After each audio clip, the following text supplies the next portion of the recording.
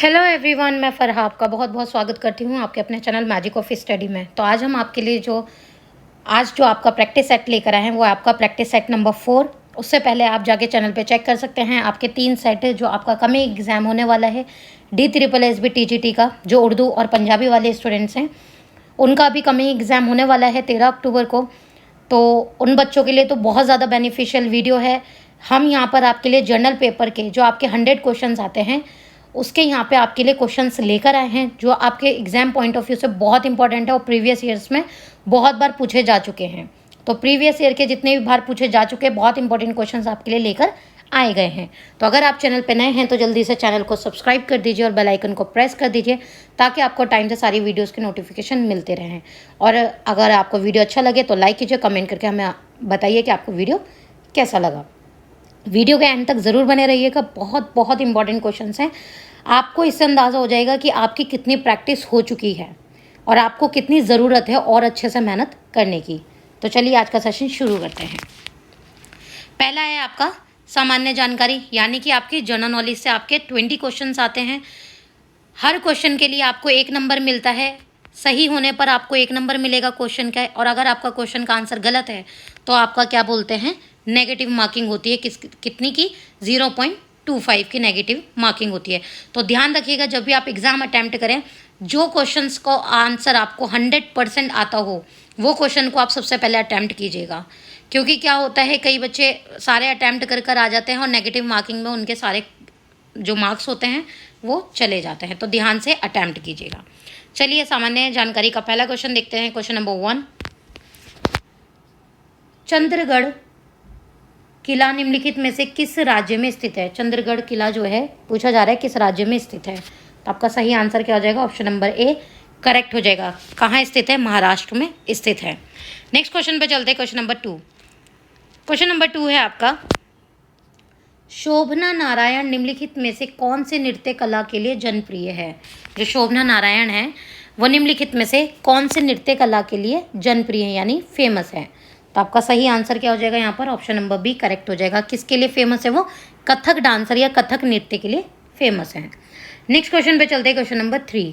Question number 3 है आपका, मेहरानगढ़ किले की स्थापना किस वर्ष की गई थी? आपको ये बताना है कि मेहरानगढ़ किले की स्थापना किस वर्ष में की गई थी या किस वर्ष में हुई थी। तो आपका सही आंसर क्या हो जाएगा यहाँ पर? ऑप्शन नंबर डी करेक्ट हो जाएगा। 1459 में मेहरानगढ़ की किले की स्थापना की गई थी। नेक्स्ट क्वेश्चन पे चलते हैं। Question number 4। क्वेश्चन नंबर 4 है आपका, निम्नलिखित में से कौन सा गोयान मिट्टी का वाद्य यंत्र है? आपको ये बताना है कि इनमें से कौन सा जो है गोयान मिट्टी का वाद्य यंत्र है यानी मिट्टी से बना हुआ यंत्र है। तो आपका सही आंसर क्या हो जाएगा? ऑप्शन नंबर बी करेक्ट हो जाएगा, घूमोट। ठीक है। नेक्स्ट क्वेश्चन पे चलते हैं। Question number 5।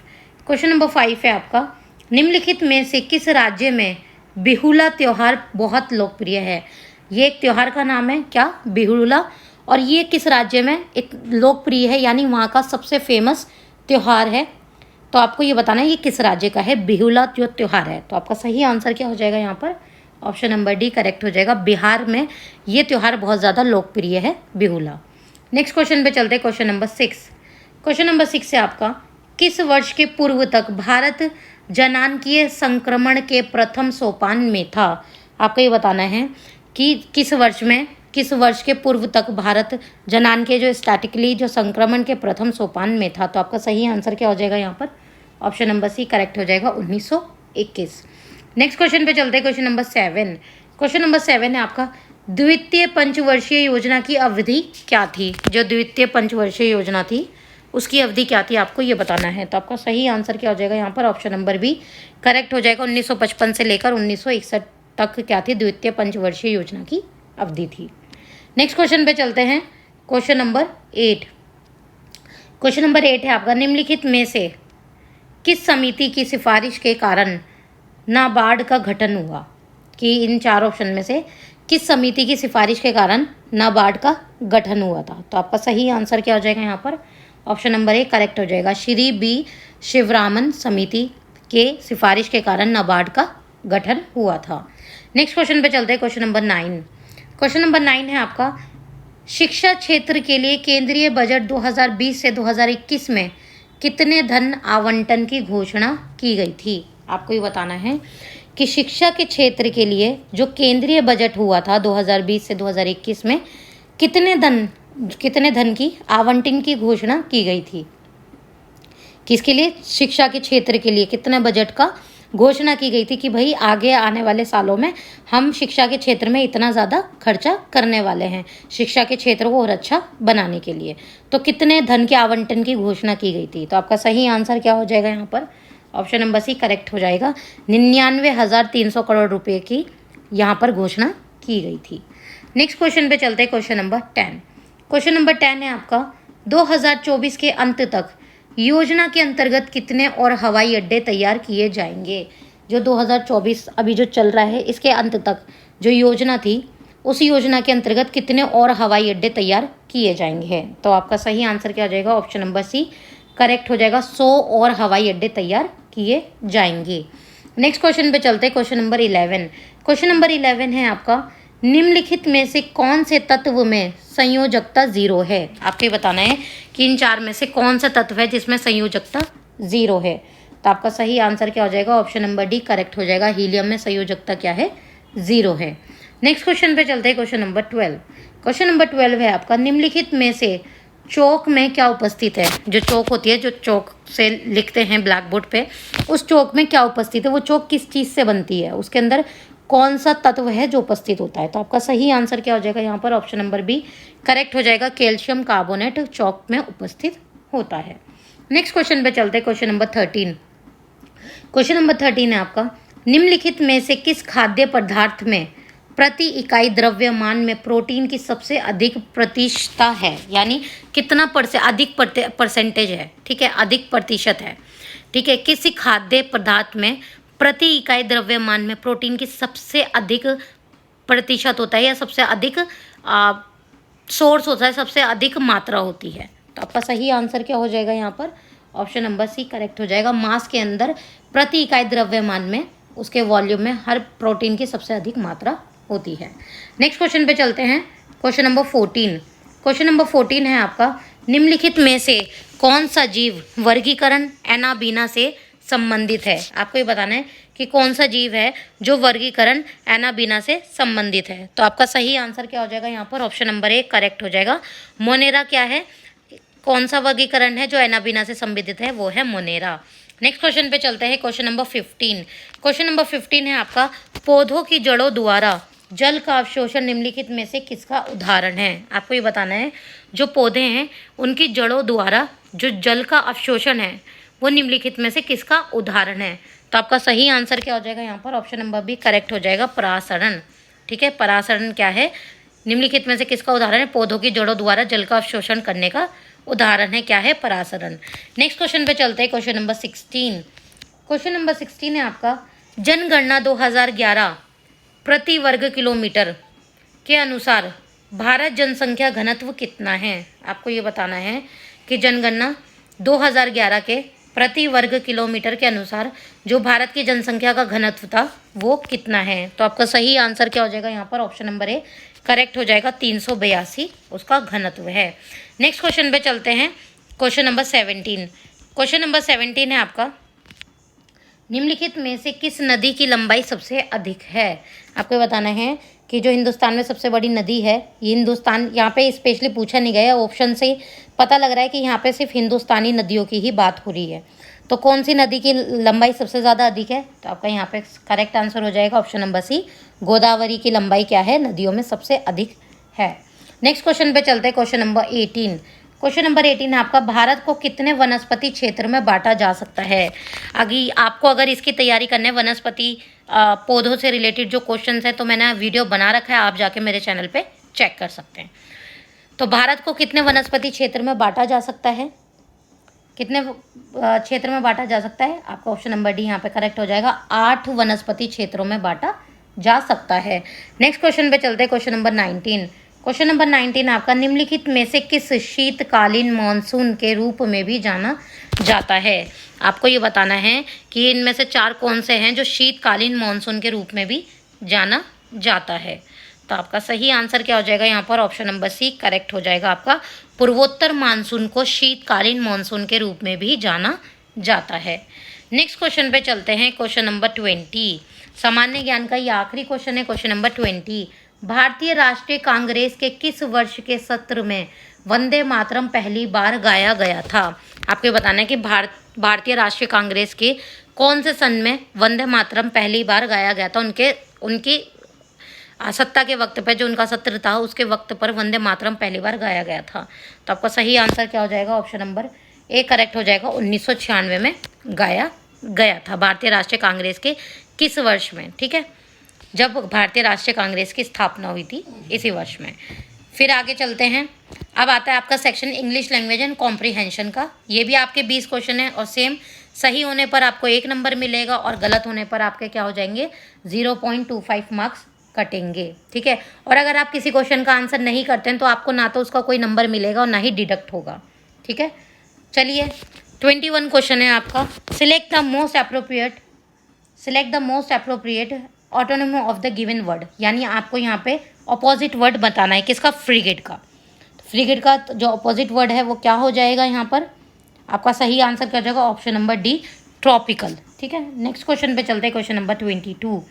क्वेश्चन नंबर 22 है आपका, select the most appropriate autonym of the given word. यही सेम आपको अपोजिट वर्ड बताना है। किसका?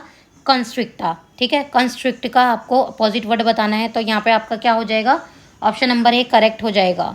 ठीक है, डिलेट क्या है? डिलेट क्या है? कॉन्स्ट्रिक्ट का अपोजिट वर्ड है। नेक्स्ट क्वेश्चन पे चलते हैं, क्वेश्चन नंबर 23। क्वेश्चन नंबर 23 आपका, select the incorrectly spelled word. अब यहाँ पे पूछा जा रहा है इन 4 ऑप्शन में से जिसकी स्पेलिंग गलत है आपको उसको बताना है। जो इनकरेक्टली लिखा हुआ वर्ड है आपको वो बताना है। तो आपका सही आंसर क्या हो जाएगा यहाँ पर? ऑप्शन नंबर बी करेक्ट हो जाएगा। रिक्वायरमेंट होता है, ना कि रिक्वेटमेंट होता है। ठीक है, रिक्वायरमेंट होता है। रिमार्केबल बिल्कुल ठीक लिखा है, डेमोन्स्ट्रेट भी बिल्कुल ठीक लिखा है, सिग्निफिकेंस भी बिल्कुल ठीक लिखा है। जो यहाँ पे गलत लिखा है वो है रिक्वायरमेंट। ठीक है, रिक्वेटमेंट लिख रखा है इन्होंने, तो ये क्या है? ये गलत है। तो आपका यहाँ पे आपको इनकरेक्टली ही बताना था, ये इनकरेक्ट है, तो ये आपका सही हो जाएगा। नेक्स्ट क्वेश्चन पे चलते हैं, क्वेश्चन नंबर 24।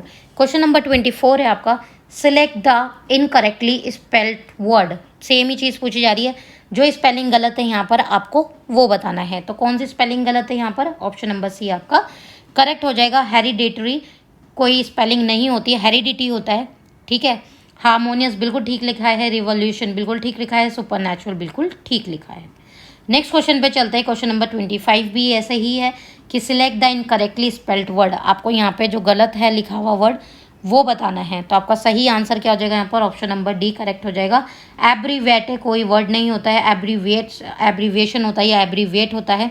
डबल आई नहीं आएगा, तो यहाँ पे ये गलत है यानी इनकरेक्ट है। ठीक है, क्रॉनिकल्स बिल्कुल ठीक लिखा है, मोनोमेंटल बिल्कुल ठीक लिखा है, सेगेशियस बिल्कुल ठीक लिखा है।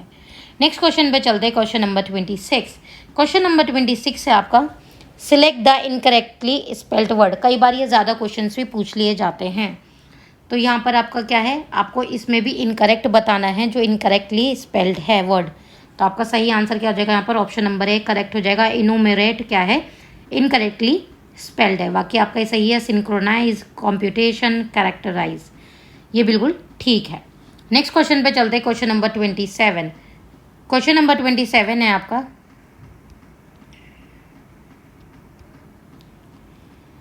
क्वेश्चन नंबर 27 है आपका, select the most appropriate meaning of the underlined idiom in the given sentence. Idiom क्या होता है? कि किसी चीज़ को बहुत, मतलब किसी एक सेंटेंस को, एक वाक्य को एक छोटे से 2-3 वर्डों में या एक वर्ड में या 2 वर्ड में कंप्लीट कर देना। ठीक है, किसी एक बड़ी सी लाइन के लिए, एक वाक्य के लिए एक छोटा सा वर्ड इस्तेमाल कर देना। ठीक है, तो उसे हम कहते हैं idiom. Select the most appropriate meaning of the underlined idiom in the given sentence. तो ये जो आपको सेंटेंस दिए गए हैं, इसमें जो अंडरलाइन वर्ड है इसका सही मीनिंग जो है आपको बताना है।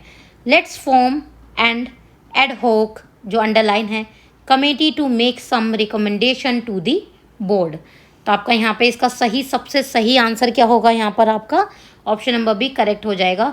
एड होक मतलब फॉर द स्पेशल पर्पस, यानी let's form and for the special purpose committee to make some recommendation to the board. Next question पे चलते हैं, क्वेश्चन नंबर 28। क्वेश्चन नंबर 28 है आपका, select the most appropriate meaning of the underline idiom in the given sentence. इसमें भी यही पूछा जा रहा है कि जो सेंटेंस दिया गया है उसके अंदर जो अंडरलाइन वर्ड है उसका जो वर्ड का मीनिंग आपको जो सबसे अप्रोप्रिएट है, जो सबसे सही मीनिंग है, आपको वो बताना है।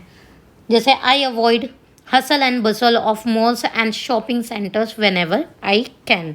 तो यहाँ पर इसका सबसे सही आंसर यहाँ पे ये भी हो सकता है, quick and happening, need for being fashionable, busy and excited activity, being special and comfortable. तो आपको यहाँ पे सबसे सही और अप्रोप्रिएट जो यहाँ पे फिट बैठ रहा है आपको वो मीनिंग बताना है। तो सबसे सही मीनिंग क्या है यहाँ पर? ऑप्शन नंबर सी करेक्ट हो जाएगा, busy and excited activity. I avoid hustle and Bansal of malls and shopping centres when ever I can. Next question पे चलते हैं, क्वेश्चन नंबर 29 भी सेम ही है, सेम ही बात पूछी जा रही है कि select the most appropriate meaning of the underlined idiom in the given sentence. ठीक है, select the most appropriate meaning of the underlined idiom in the given sentence. तो can we stop for a minute, आपको यहीं पे बताना है जो underline word है उसका मतलब बताना है, आपको सबसे अप्रोप्रिएट जो सही मीनिंग होगा आपको वो बताना है। तो can we stop for a minute, I need to catch my breath, I can't run as fast as you guys. तो वो कह रही है कि can we stop for a minute, क्या हम रुक सकते हैं थोड़ी देर के लिए, 1 मिनट के लिए। I need to catch my breath, कि मेरे को अपनी सांस जो उसकी सांस फूल रही है वो सांस को उसको अपना जो उसकी ब्रीथिंग बहुत हैवी हो रही है उस ब्रीथिंग को नॉर्मल करना। I can't run as fast as you guys, कि मतलब जिस तरीके से आप लोग जा रहे हो, आप लोग भाग रहे हो, रन कर रहे हो, उस तरीके से मैं नहीं कर सकती बिकॉज मेरी सांस बहुत फूल रही है।